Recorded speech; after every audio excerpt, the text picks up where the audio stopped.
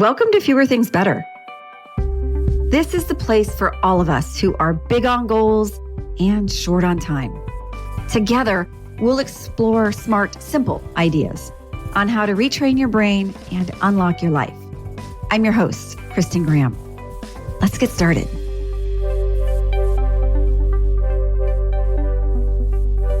A big focus of this podcast is brain science, human behavior, and psychology. But recently, I found some surprisingly useful guidance in something much simpler, a small dash of math.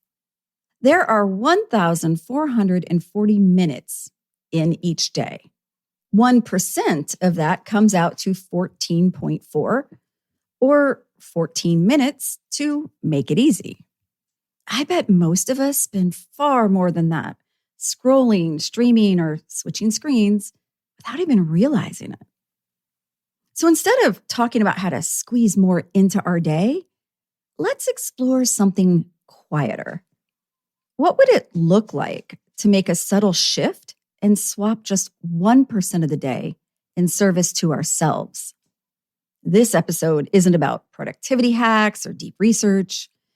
It's about some insight from our friend, math. The bottom line on top of this episode is that when it comes to managing your time, even using just 1% of the day differently can help you create momentum for the other 99%.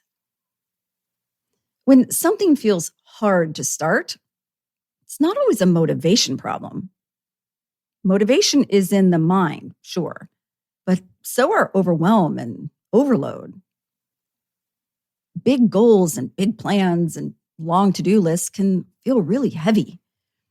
They require extended energy, certainty, commitment, trade-offs. But 14 minutes? Okay, that feels more in reach.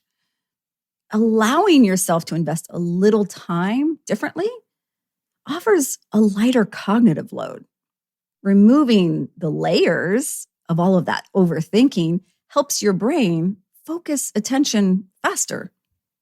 By the time you get started, the finish line is almost in sight. What's interesting is that when people start something small, they often keep going. The hardest part of a lot of our tasks is just deciding to start. And once that initial resistance fades, momentum has room to build. You can create real progress pretty fast. And those small wins matter.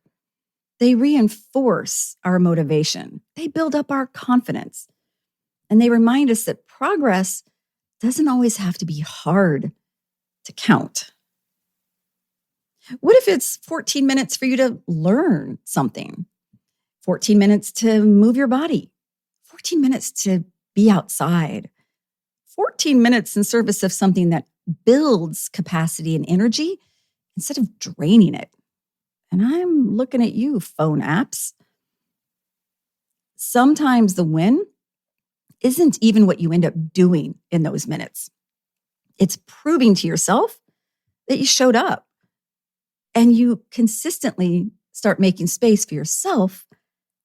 Doing so helps you build beneficial habits. And a lot can happen in a short amount of time.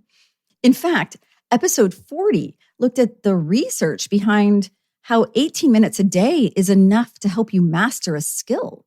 I'll link to that in the show notes if you're interested. Now, that conversation focused on deliberate practice and specific skill building.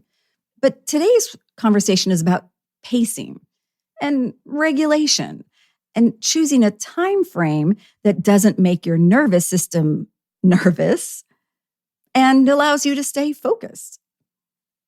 As you move into the week ahead, instead of trying to find more time, try seeing where you can collect or reclaim 14 minutes of it. They don't have to be all at once, and they certainly don't need to be perfect. The rest of the world will line up to collect its share of your day. Save some of it just for you. And by the way, this episode is less than 5 minutes. think of what all you can do with 9 more minutes.